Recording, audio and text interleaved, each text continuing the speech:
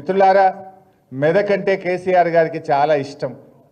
మీకు తెలుసు ఏం జరిగిందో, అసలు మెదక్ రూపురేఖలు ఎలా మారినాయో మీ బీఆర్ఎస్ హయాంలో మీకు తెలుసు. ఎన్నో రోజుల కళ మెదక్ జిల్లా, మెదక్ కిల్లా ఒక జిల్లా కావాలనే కళ ఉండేది చాలా రోజుల నుంచి. ఆ కళను నిజం చేసింది మన కేసీఆర్, మన బీఆర్ఎస్ పార్టీ.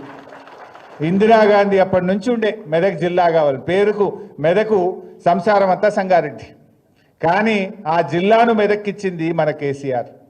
ఇలా ఎంత అద్భుతంగా మెదక్లో మీ 4 లైన్ రోడ్లు కానీ, ఆ డివైడర్ కానీ, ఆ ఫుట్పాత్ కానీ, అసలు మెదక్ రూపురేఖలు ఎంత అద్భుతంగా మారినాయి. ఒకప్పుడు సిద్దిపేట అంటే పందులు, మెదక్ అంటే గాడిదలు అనే నానుడు ఉండేది మన జిల్లాలో. కానీ ఇలా సిద్దిపేటలో పందులు మాయమైపోయినాయి, మెదక్లో గాడిదలు తక్కువైపోయి అద్భుతమైన రోడ్లు తయారైపోయినాయి. ఎట్లా మారిందో మీకు తెలుసు మెదక్. ఆ రకంగా ఇలా మెదక్లో రామాయణపేట రెవెన్యూ డివిజన్ కావాలనే కోరుకుంటే ఇలా రామాయణపేట రెవెన్యూ డివిజన్ ఇచ్చిండ్రు మన కేసీఆర్. రామాయణపేటకు డిగ్రీ కాలేజ్ ఇచ్చిండ్రు కేసీఆర్. మెదక్లో ఎస్సీ మహిళా రెసిడెన్షియల్ డిగ్రీ కాలేజ్ తెచ్చుకున్నాం. మెదక్లో ఎస్టీ మహిళా రెసిడెన్షియల్ డిగ్రీ కాలేజ్ తెచ్చుకున్నాం. గణపురం కాలువ ఆధునీకరణ చేయాలంటే స్వయంగా కేసీఆర్ గారే వచ్చి గణపురం ఆనకట్టకు డబ్బులిచ్చి ఇలా చిట్ట చివరి ఆయకట్టుకు నీళ్లు పోయేటట్టు చేసింది మన కేసీఆర్ గారు. ఇట్లా చెప్పుకుంటూ పోతే ఎంతో అద్భుతమైన కార్యక్రమాలు జరిగినాయి. కానీ ఏదైనా నిజం నిలకడ మీద తెలుస్తుంది అన్నట్టు ఇప్పుడిప్పుడే ప్రజలకు అర్థమైంది. 20 నెలల కాంగ్రెస్ పాలనలో ఏం జరిగింది తమ్మి? కేసీఆర్ గారు ఇచ్చిన ట్రాక్టర్లలో డీజిల్ పోయాక అవి చెట్టు కింద పెట్టారు. ఇలా వారంకు 10 రోజులకు కూడా ఊర్లలో ట్రాక్టర్ నడుస్తుందా? బంద్ అయిపోయినాయి చాలా ఊర్లలో. చెత్త సేకరణ బంద్ అయింది.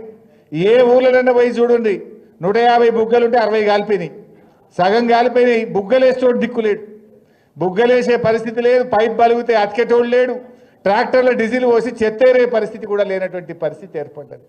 అసలు ఎక్కడ కూడా మొత్తం కూడా పరిపాలన కుంటుపడిపోయింది. ఇలా ప్రజలు చాలా ఇబ్బందుల్లో ఉన్నారు. ఇలా వ్యాపారాలన్నీ తగ్గిపోయినటువంటి పరిస్థితి ఉన్నది. సో ఇవన్నీ కూడా మీకు కూడా అర్థమైన, నేను ఎక్కువ డీటెయిల్స్కి పోను. ఇవాళ కోట్లకు రైతు బంద్ వేస్తుండ్రు, అప్పుడు పార్లమెంట్ ముంగటేసిండ్రు, ఇప్పుడు పంచాయతీ ఎలక్షన్లు వచ్చినాయని రైతు బంద్ వేస్తుండ్రు. అడిమిట్లో 2 ఎగ్గొట్టిండ్రు. కేసీఆర్ ఏమో కరోనా ఉన్నా కష్టం ఉన్నా ఎమ్మెల్యేలకు మంత్రుల జీతాలు బంద్ పెట్టిండు, రైతు బంధు మాత్రం సకాలంలో ఇచ్చిండు మన కేసీఆర్. నాట్లకు కేసీఆర్ ఇస్తే ఓట్లకు రేవంత్ రెడ్డి ఇచ్చిండు. అంటే రైతులంతా అమాయకులు అనుకుంటుండు, మధ్యలో 2 ఎగ్గొట్టినా వాళ్ళు మర్చిపోతారు, ఇక ఇప్పుడు పైసలు వేయంగానే మళ్ళీ నాకే ఇస్తారు అనుకుంటుండ్రు. ఆయన ఎంత బాకీపడ్డాడో తెలియదా రైతులకు? యూరియా దొరకలేదు ఇవాళ ఊళ్ళల్లో పోతే, ఎకరానికి 1 బస్తా ఇస్తామంటుండ్రు, మళ్ళీ చెప్పులు లైన్లో పెట్టే కాలం వచ్చింది. ఇలా అన్ని విషయాలు కూడా మనకు అర్థమవుతా ఉన్నాయి. మీ అందరి చేరికతో నాకైతే సంపూర్ణమైన విశ్వాసం ఉంది, ఖచ్చితంగా మెదక్ జిల్లా పరిషత్ బీఆర్ఎస్ గులాబీ జెండా ఎగిరేస్తుంది. రేపు మెదక్ మున్సిపాలిటీ కూడా ఎప్పుడు ఎన్నికలు పెట్టినా గెలిచేది మన బీఆర్ఎస్ పార్టీ, ఎగిరేది మన గులాబీ జెండా. ఇలా అన్ని విషయాలు కూడా అర్థమైనాయి. పాలేందో నీళ్ళేందో తేలిపోయింది.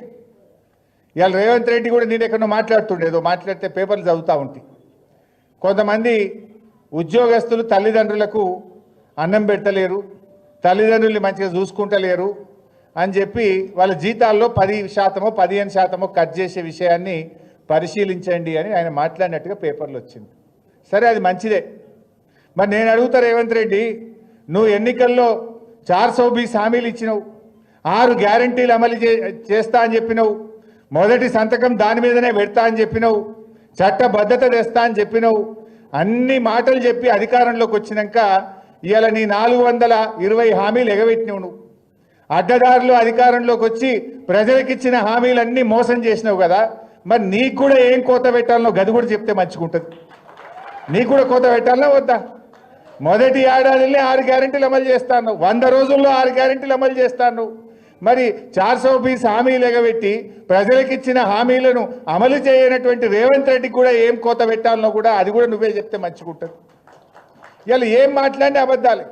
నేను నిన్న ప్రెస్ మీట్ పెట్టి మన మెదక్కు కూడా కాళేశ్వరం నీళ్ళు వస్తాయి, మన చేగుంటకు వస్తాయి, మన రామాయణపేటకు వస్తాయి, మన హవేల్ గన్పూర్కి మన నిజాంపేట మండలానికి వస్తాయి. మనకు కూడా కాళేశ్వరం నీళ్ళతో పంట పండింది, చెరువులు నిండినాయి. ఇవాళ నువ్వు మేడిగడ్డను 20 నెలలైనా రిపేర్ చేస్తలేవు. ఇలా కూలింది 2 పిల్లర్లు మాత్రమే, అవి కుంగినాయి గంతే. కానీ వీళ్ళ మెదడు మొత్తం కూలింది.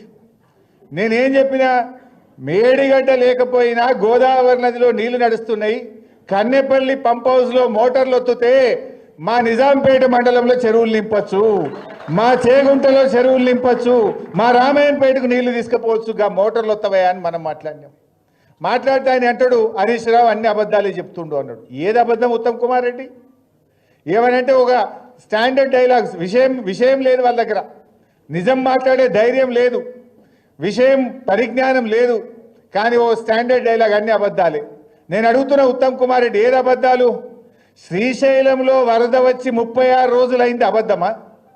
నువ్వు కల్వకుర్తి మోటార్లు ఆన్ చేయలేదు అని నేను చెప్పిన ఈ విషయం అబద్ధమా?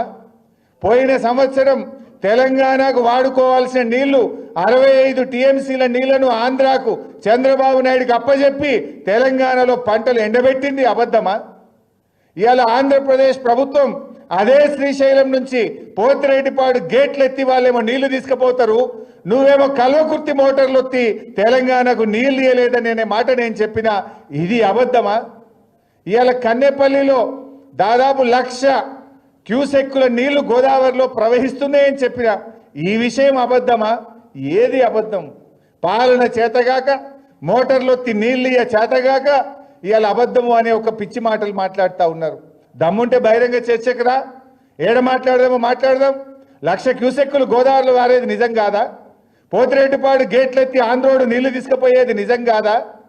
ఇవాళ నువ్వు కల్వకుర్తి మోటార్లు ఎత్తక మా నాగర్ కర్నూలు జిల్లాను నువ్వు ఆగం చేస్తున్నది నిజం కాదా? ఆంధ్ర వాళ్ళు కృష్ణానదిలో అధికంగా నీళ్లు తీసుకుపోతుంటే గుడ్లప్పగించుకొని చూసి తెలంగాణకు అన్యాయం చేసింది నిజం కాదా? ఇట్లా చెప్పుకుంటూ పోతే చాలా విషయాలు ఉన్నాయి.